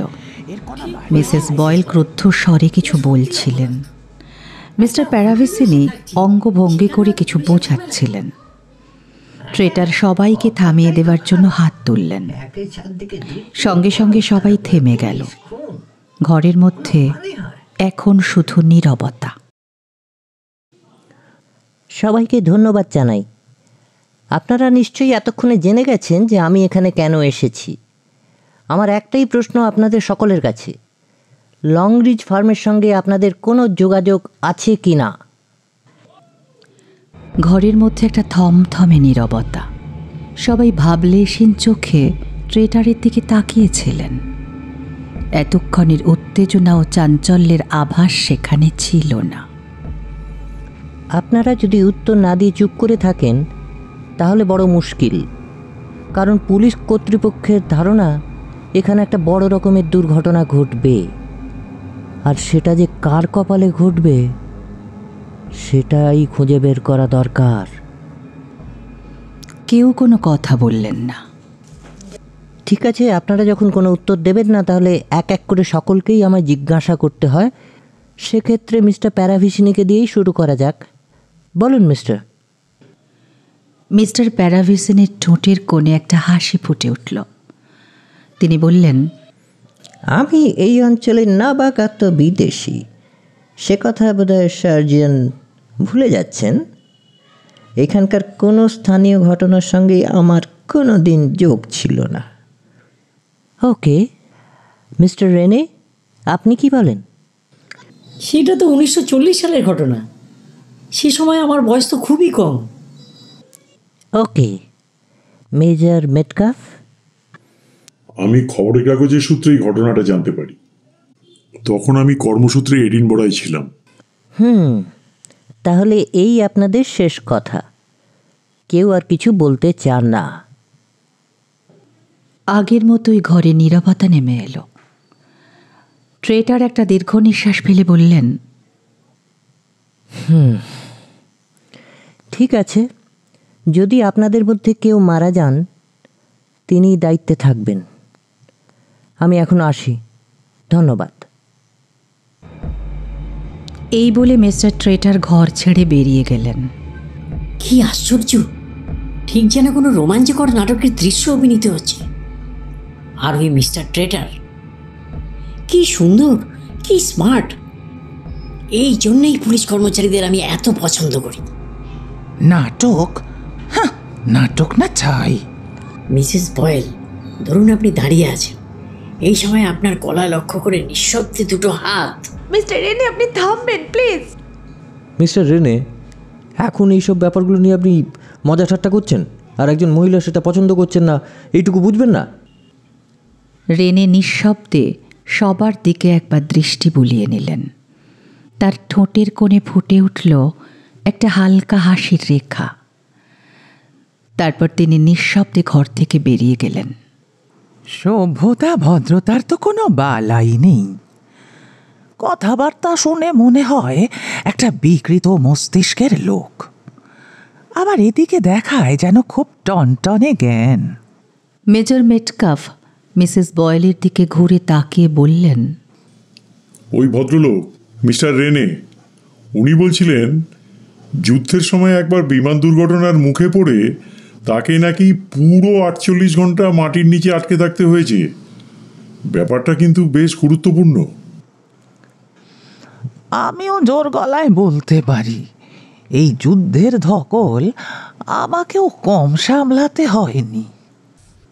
মিসেস বয়েল, আমার মনে হয় বর্তমানে যা কিছু সমস্যা সবই আপনাকে ঘিরে। আমাকে ঘিরে? তার মানে কি বলতে চান আপনি? 1940 সালে, মনে পড়ছে? আপনি তো এই অঞ্চলের রিফিউজি পুনর্বাসন দপ্তরের ভারপ্রাপ্ত অফিসার ছিলেন, তাই না? মনে পড়ছে কথাটা? হ্যাঁ, তাতে কি অন্যায়টা হয়েছে শুনি? 3টে অনাথ শিশুকে আপনি তো লংরিচ ফার্মে পাঠিয়েছিলেন। দেখুন মেজর মেটকাফ, আমি ওই ফার্মের কর্তৃপক্ষের সঙ্গে কথা বলে সন্তুষ্ট হয়েছিলাম। তারাও আগ্রহ দেখিয়েছিলেন। 3টে অনাথ শিশুকে তারা যত্ন করবেন, মানুষ করবেন কথা দিয়েছিলেন। তাহলে আমি কিভাবে দায়ী হলাম বলুন তো? তাহলে সার্জিয়ান ট্রেটারকে এগুলো জানালেন না কেন? শুনুন মিস্টার জিল, এইটা পুলিশকে জানানোর মতো কোনো বিষয়ই নয়। এই সময় মেজর মেটকাফ ঘর থেকে বেরিয়ে গেলেন। জিল মলিকে জিজ্ঞাসা করল, মলি, তুমি মিসেস বয়েলকে আগে থেকে চিনতে? মলি মিসেস বয়েলের দিকে তাকিয়ে বলল, আচ্ছা, ওই বাজারের সামনে যে দোতলা বাড়িটা, ওটাই কি আপনার ছিল মিসেস বয়েল? হ্যাঁ, যুদ্ধের সময় তো ওই সৈন্যরা ওটা দখল করে নিল, আর এখন তো বাড়িটার একেবারে জরাজীর্ণ অবস্থা। এই সময় অকারণে হাসতে শুরু করলেন মিস্টার প্যারাভিসিনি। তার হাসির ভঙ্গিটা অদ্ভুত। পেছন দিকে মাথা হেলিয়ে চোখ বুজে তিনি হেসে চললেন। তারপর বললেন, আমাকে মাফ করবেন, আমি আসলে পরিবেশটা খুব উপভোগ করছি। হাসিটা সামলাতে পারছি না। এই সময় সার্জেন্ট ট্রেটার ঘরের ভেতরে ঢুকলেন। তার দু চোখের বিরূপ দৃষ্টি হাস্যরত প্যারাভিসিনির মুখের ওপর স্থির হয়ে দাঁড়িয়ে রইল। বিরক্তিতে তার দীর্ঘ ভ্রজোড়া কুঁচকে গেল। তিনি বললেন, বাহ, এখানে এত হাসির কি কারণ হলো? ক্ষমা করবেন ইন্সপেক্টর, আমি একটু হেসে ফেলেছি, কিছু মনে করবেন না। আমি ইন্সপেক্টর নই মিস্টার প্যারাভিসিনি, আমি একজন সাধারণ সার্জিয়ান, কিন্তু আমি আপনাদের যথেষ্ট সাবধান করার চেষ্টা করছি। আমি খুবই অনুতপ্ত, আমি এখন বরং আসি। সত্যি এই মিস্টার প্যারাভিসিনিকে দেখলে আমার তো কিরকম একটা গভীর জলের মাছ মনে হয়। ঠিকই বলেছেন মিস্টার ডেভিস, ওনাকে দেখলেই আমার একটা কেমন অপরাধী অপরাধী মনে হয়। ওনার একটা কথারও বিশ্বাসযোগ্যতা নেই। মিসেস ডেভিস, আমি কি আপনার ফোনটা একবার ইউজ করতে পারি? ফোন কি করে করবেন? ফোন তো অচল। সে কি বলেন, ফোন অচল? সকালেই তো ফোন ঠিক ছিল, কারণ কারণ সুপারিনটেনডেন্ট হকবেন নিশ্চয়ই আপনাদের ফোন করে খবর দিয়েছিলেন। সকালে তো ফোনটা ঠিকই ছিল, একটু আগে মেজর মেটকা ফোন করতে গিয়ে দেখলেন ফোনটা খারাপ। স্ট্রেঞ্জ, ফোনটা খারাপ হয়ে গেল। আচ্ছা, ফোনের লাইন তো কেউ নিজে থেকে কেটেও দিতে পারে। সে কি? ব্যাপারটা আমার জানা বিশেষ দরকার। ট্রেটার কথাটা বলেই দ্রুত পায়ে বেরিয়ে গেলেন। জিল দু এক মুহূর্ত ইতস্তত করল, তারপর সেও সার্জেন্টের পেছন পেছন বেরিয়ে গেল। মলি প্রায় আর্তনাদ করে বলল, ওহ, এদিকে তো লাঞ্চের সময় হয়ে গেল, আমার তো অনেক কাজ বাকি। গেস্টদের খেতে দেবো কি করে? যাই, আমাকে এক্ষুনি কিচেনে যেতে হবে। মলি ঘর ছেড়ে প্রায় দৌড়ে কিচেনের দিকে চলে গেল। মিসেস বয়েল ক্রুদ্ধ কণ্ঠে বললেন, এটা একটা হোটেল, পদে পদে চূড়ান্ত অযোগ্যতার নিদর্শন। সার্জেন্ট ট্রেটার জিলকে প্রশ্ন করলেন, মিস্টার ডেভিস, আপনার টেলিফোনের লাইনটা কোন দিক থেকে এসেছে? এটার কি কোনো প্যারালাল কানেকশন আছে? আমি চেক করে দেখতে চাই। হ্যাঁ, একটা প্যারালাল করেছিলাম, মানে ওই জানলার বাইরে থেকে ওপর দিকে একটা তার নিয়ে গিয়ে ওপরে ঘরে একটা কানেকশন করেছিলাম। আপনি দেখুন, আমি কি ওপরে গিয়ে দেখে আসবো? হ্যাঁ, যদি যান তাহলে খুব ভালো হয়। আচ্ছা ঠিক আছে, আমি দেখে এসে জানাচ্ছি। ট্রেটার জানলার শার্সি খুলে মাথা ঝুঁকিয়ে দেখতে লাগলেন। শার্সির গায়ে জমে আছে বরফের টুকরো, সেগুলো ঠুকে ঠুকে ঝরিয়ে দিলেন। জিল দোতলায় উঠে গেল সিঁড়ি বেয়ে। বড় ড্রয়িং রুমটার মধ্যে তখন ছিলেন প্যারাভিসিনি। দেওয়ালের গা ঘেঁষে বিরাট লম্বা ধাঁচের সাবেকি আমলের একটা পিয়ানো। তিনি আস্তে আস্তে এগিয়ে গেলেন পিয়ানোটার কাছে। সারা হলঘরটা ভরে উঠল সেই পরিচিত ছড়ার সুরে।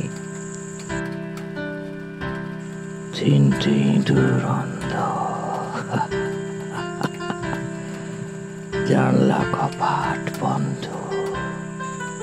শোবার ঘরে একটা সোফায় গায়ে নিয়ে বিশ্রাম নিচ্ছিলেন ক্রিস্টোফার রেনে। পিয়ানোর সুর তার কানে এলো। সোফা ছেড়ে দাঁড়িয়ে পড়লেন, তারপর পায়চারি করতে লাগলেন। সুরের তালে তালে শীষ দিতে শুরু করলেন মৃদুভাবে। জিল তার শোবার ঘরে টেলিফোনটার পাশে দাঁড়িয়েছিল। দেওয়ালের ধারে সরু কাঠের জানলায় মলির পোশাকগুলো সাজানো আছে। একটা পশমের দস্তানা গড়াগড়ি যাচ্ছিল মেঝের ওপর। জিল নিচু হয়ে দস্তানাটা তুলে নিয়ে টাঙিয়ে রাখল আলনার হুকের ওপর। একটা গোলাপি রঙের বাসের টিকিট উড়তে উড়তে এসে পড়ল জিলের কোটের গায়ে। টিকিটটা দস্তানার মধ্যেই ছিল, সেটা বেরিয়ে এসেছে।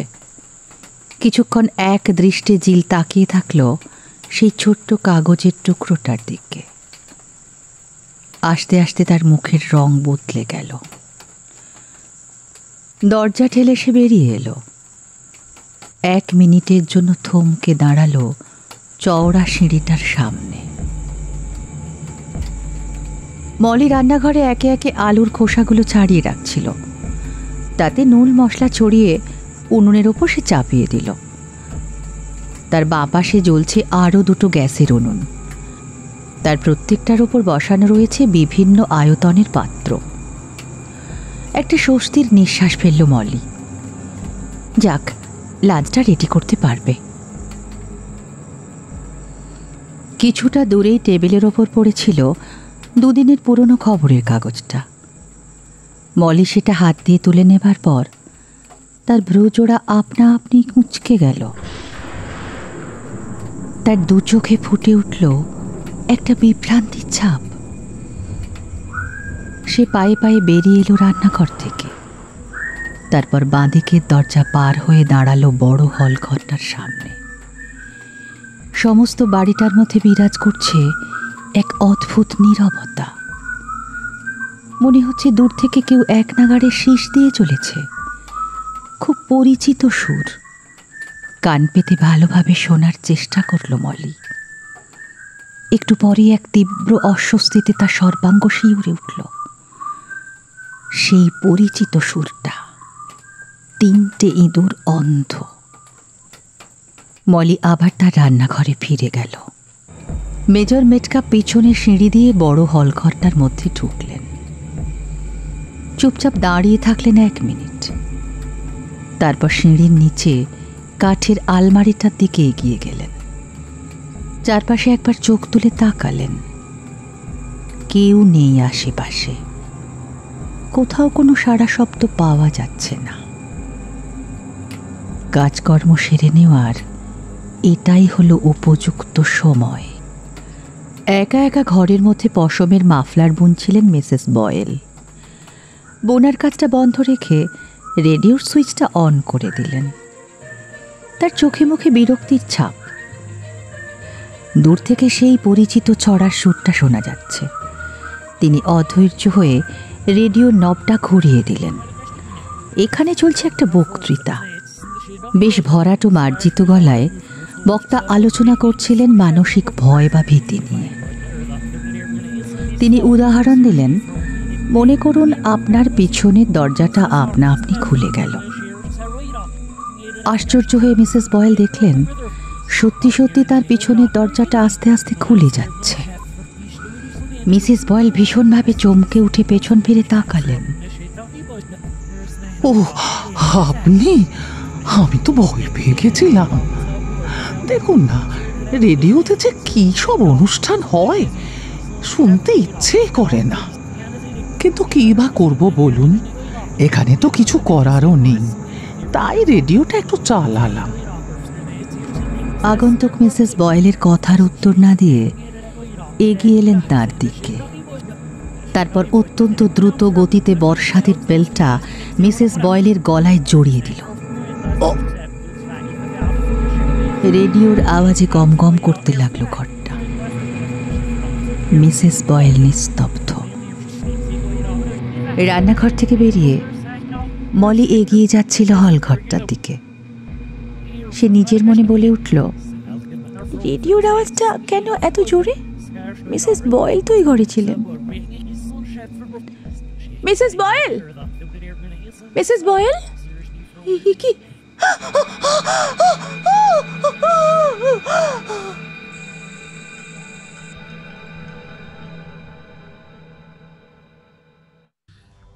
এখানেই শেষ হলো আমাদের আজকের গল্প মৃত্যু ফাঁদের প্রথম পর্ব। গল্প পাঠ ও অভিনয়ে ছিলাম আমি নিবেদিতা, দৈপায়ন এবং অরিন। এর পরের পর্ব এবং শেষ পর্ব আমরা খুব শীঘ্রই নিয়ে আসছি। সঙ্গে থাকুন। অনেক ধন্যবাদ।